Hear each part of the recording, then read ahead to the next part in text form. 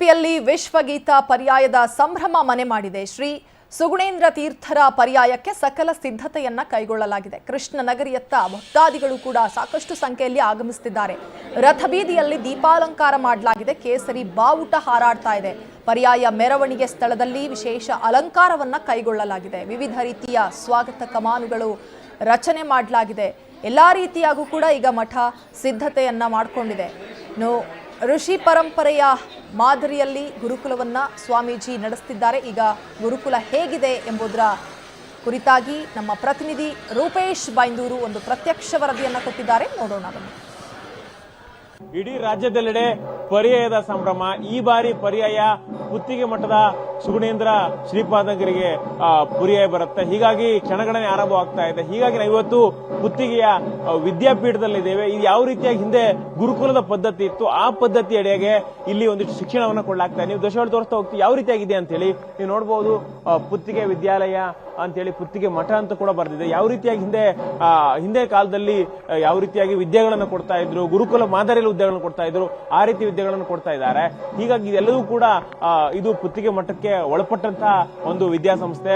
ಹೀಗಾಗಿ ಇದು ಸಂಸ್ಥೆಯನ್ನು ಕೂಡ ನಾವು ತೋರಿಸ್ತಾ ಹೋಗ್ತೀವಿ. ಒಳಗಡೆ ಯಾವ ರೀತಿಯಾಗಿ ಇಲ್ಲಿ ಶಿಕ್ಷಣವನ್ನು ಕೊಡಲಾಗುತ್ತೆ ಅಂತ ಹೇಳಿ ಹಿಂದೆ ಅಂದ್ರೆ ರಾಜ ಮಹಾರಾಜರ ಕಾಲದಲ್ಲಿ ಋಷಿ ಮುನಿಗಳ ಕಾಲದಲ್ಲಿ ಯಾವ ರೀತಿ ವಿದ್ಯೆಗಳನ್ನು ಹೇಳ್ಕೊಳ್ಳಾಗ್ತಾ ಇತ್ತು, ಆ ಮಾದರಿಗಳಲ್ಲಿ ವಿದ್ಯೆಗಳನ್ನು ಹೇಳ್ಕೊಳ್ಳಾಗ್ತಾ ಇದೆ. ಇಲ್ಲಿ ಕೂಡ ಇಲ್ಲಿ ಕುರ್ಚಿಗಳನ್ನ ಬಳಸೋದಿಲ್ಲ, ನೆಲದ ಮೇಲೆ ಕುಳಿತುಕೊಂಡು ಪಾಠವನ್ನ ಕೇಳ್ತಾರೆ.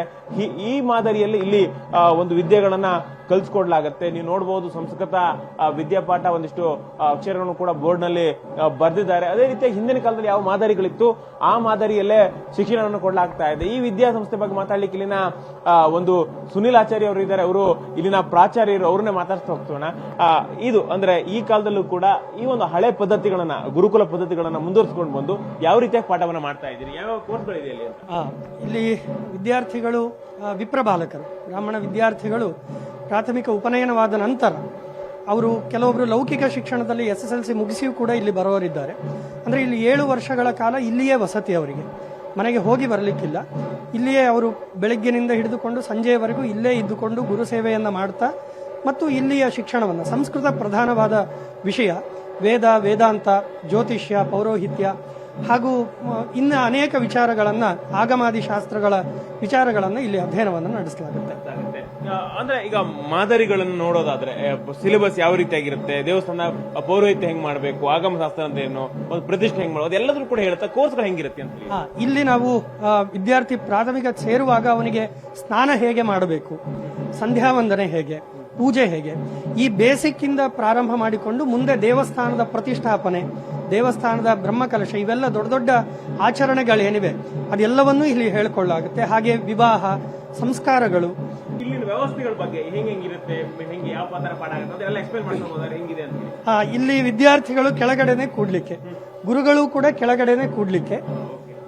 ಇಲ್ಲಿ ಡೆಸ್ಕ್ ಅನ್ನು ಒಂದು ಇಟ್ಟಿರ್ತಾರೆ ಅಷ್ಟೇ. ವಿದ್ಯಾರ್ಥಿಗಳು ಇಲ್ಲೇ ಗುರುಗಳಲ್ಲಿ ಕೂತ್ಕೊಳ್ಳಿಕ್ಕೆ. ಅವರು ಬೆಳಿಗ್ಗೆ ಒಂದು 4:15 ಎದ್ರೆ ಅವರು ನದಿಯಲ್ಲಿ ಸ್ನಾನ ಮಾಡಿ ಅವರ ಶೌಚವನ್ನೆಲ್ಲ ಮುಗಿಸ್ಕೊಂಡು ಸಂಧ್ಯಾವಂದನೆ ಮಾಡಿ ನಿತ್ಯ ವೇದ ಪಾರಾಯಣಗಳು, ತಮ್ಮ ಅನುಷ್ಠಾನಗಳನ್ನೆಲ್ಲ ಮಾಡಿ ಓದ್ತಾ ಕೂಡಬೇಕು. ಅವರು ಅಧ್ಯಯನವನ್ನು, ಚಿಂತನೆಯನ್ನು ನಡೆಸಬೇಕು. ಅದಾದ್ಮೇಲೆ 9ಕ್ಕೆ ತರಗತಿಗಳು ಪ್ರಾರಂಭ ಆಗುತ್ತೆ. ಇಲ್ಲೇ ಕೂತ್ಕೊಂಡು ಇದಿಷ್ಟು ಇಲ್ಲಿನ ಪ್ರಾಚಾರ್ಯರ ಮಾತುಗಳು. ಅಂದ್ರೆ ಋಷಿ ಮುನಿಗಳು ಯಾವ ರೀತಿಯಾಗಿ ಹಿಂದೆ ಪಾಠವನ್ನ ಮಾಡ್ತಾ ಇದ್ರು, ಅದೇ ಮಾದರಿಯಲ್ಲಿ ಪುತ್ತಿಗೆ ಮಠದಿಂದಲೂ ಕೂಡ ಗುರುಕುಲ ಪದ್ಧತಿಯಲ್ಲೇ ಈ ಒಂದು ವಿದ್ಯೆಯನ್ನು ನೀಡಲಾಗುತ್ತೆ. ಅದು ಕೂಡ ವಿದ್ಯಾರ್ಥಿಗಳ ಅನುಕೂಲ ಆಗುವಾಗ ಯಾವ ರೀತಿ ಆಚರಣೆಗಳಿರಬೇಕು, ಆಚರಿಸಬೇಕು, ಸಂಸ್ಕೃತಿ ಯಾವ ರೀತಿ ಉಳಿಸಬೇಕು, ಆ ರೀತಿಯಾಗಿ ಶಿಕ್ಷಣವನ್ನ ಕೊಡಲಾಗ್ತಾ ಇದೆ. ಕ್ಯಾಮರಾಮನ್ ರಮೇಶ್ ಜೊತೆ ರೂಪೇಶ್ ಬೈಂದೂರು, ಪವರ್ ಟಿವಿ, ಉಡುಪಿ.